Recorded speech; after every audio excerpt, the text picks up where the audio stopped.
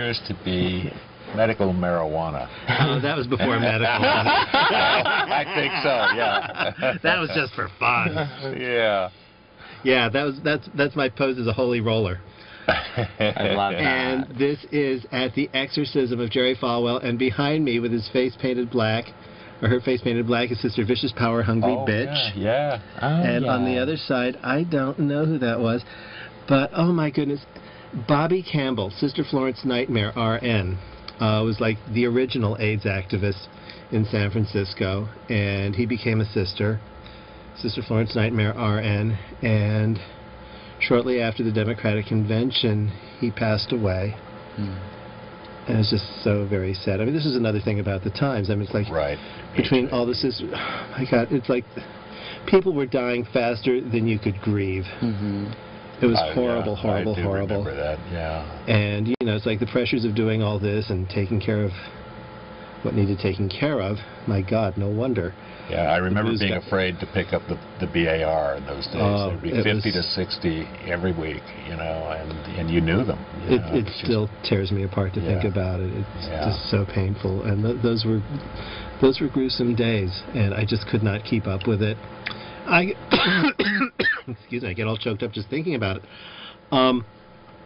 So I got sober, and I found for me, organized religion works. I don't recommend it for everybody, but I have Saturn in the 9th house, so it works for me. And I'm an excellent astrologer, dear. And it wouldn't happen to be a gentleman by the name of Jack, would it? Jack Furtick, internationally syndicated astrologer, has a wonderful website at www.starjack.com. I'll be darned. And one thing I do for that website, since I did become a Muslim 5 years ago, and we can talk a little more about that, but one of the things I do on that website is that I organize a resource list for queer Muslims. All right. So that's at www.starjack.com/QMR, Queer Muslim Resource, QMR.html. Excellent. And that is it's a resource list for different groups and associations and websites helping out gay, lesbian, bi, and transsexual Muslims. What would it be like to be a gay Muslim? Depends largely on where you are. I would imagine. And how you were raised. I mean, being a gay Muslim in San Francisco is so much easier than being a gay Muslim in Iran. I think, is it a capital offense in certain countries? In certain countries, but not just in Muslim countries. I mean, there are other countries where they kill gay folk. And, you know, it's like right now, it's fashionable to hate Muslims. I mean, Muslims are the new Jews.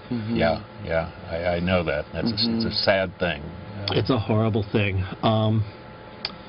So, yeah, being queer and Muslim is a very interesting intersection of identity and activism. When did you learn or accept or come to believe that you were homosexual or gay? Well, I was always queer. I was always a sort of a little sissy boy. Everybody else wanted to go play baseball. I'd rather go to the library and read Dr. Dolittle or Mary Poppins, or of course the whole Oz series. So, you know, it's like everybody else knew I was queer before I did. And as to, you know, really sharpening sexual identity, I think it happened when Sean Connery was out in those James Bond movies. And, of course, all us little boys would go see the movies, and that the other boys would be fussing over the cars and the gadgets and the girls, and I'd be sitting there drooling every time Sean Connery took his clothes off. Where were you born, sister? Well, that's... Well, no, let's see. When did you come to San Francisco? Well, my family came to San Francisco in the 1850s. Oh, my gosh. So, no, I'm from an old San Francisco family, but Mother went to school in Chicago to get away from her family, so that's where I was born. Okay. But my earliest memories are of San Francisco, and then 7 winters in Chicago, 10 summers in Washington, D.C. It was... I don't complain about the weather, having come home. Not 17 years of wanting to come home, here I am. No, I don't complain about the weather. You know. Well, all right, let me ask you this. When did Sister Boom Boom emerge?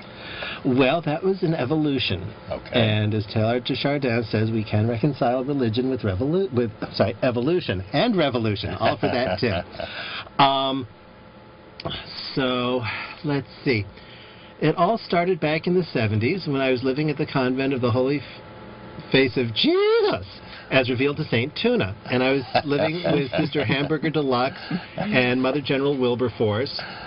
And, well, Sister Hamburger Deluxe left the order, and we sort of reorganized, and Sister Rondo Du Marie came to us from East Lansing, Michigan, Surf City Convent, and so we became the Sister Du Marie under the leadership of Sister Rondo Du Marie, and Mother General Wilberforce became Sister R. Marie, and then we had Sister Donna Marie, and I was Sister Labata Marie.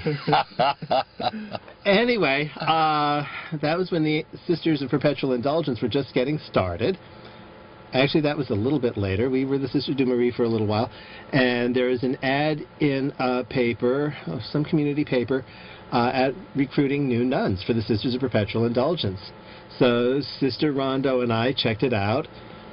And, well, it wasn't her thing, but it was very much mine. It was just the right mix of theater, activism, and spirituality. And so I joined the order. A lot of people say I was one of the original sisters. I wasn't. The 4 original sisters were Sister Banana Nut Bread, who later became Sister Hysterectoria,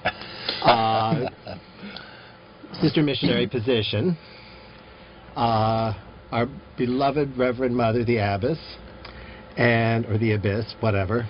She's a very deep character.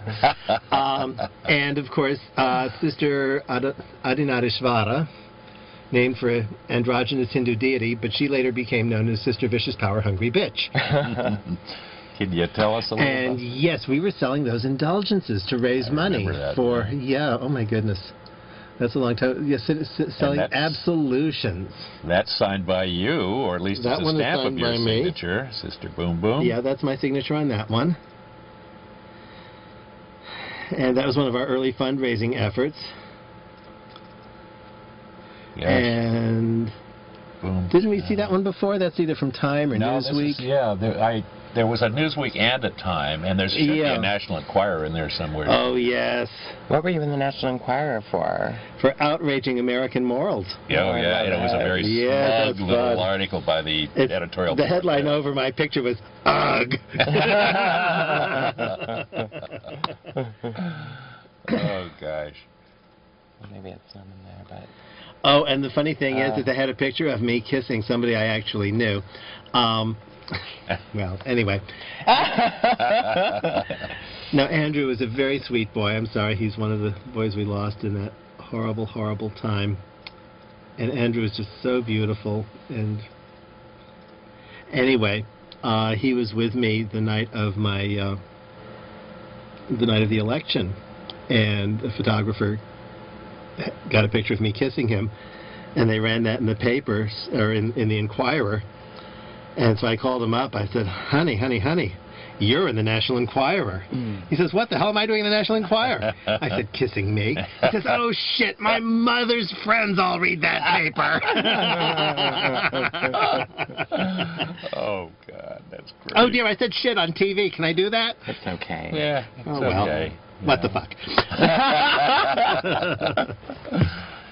So, gosh, I mean, it's amazing. So the convention here in San Francisco, I mean, I was working in a restaurant and bar at the time called the Little City Antipasti Bar up in North Beach.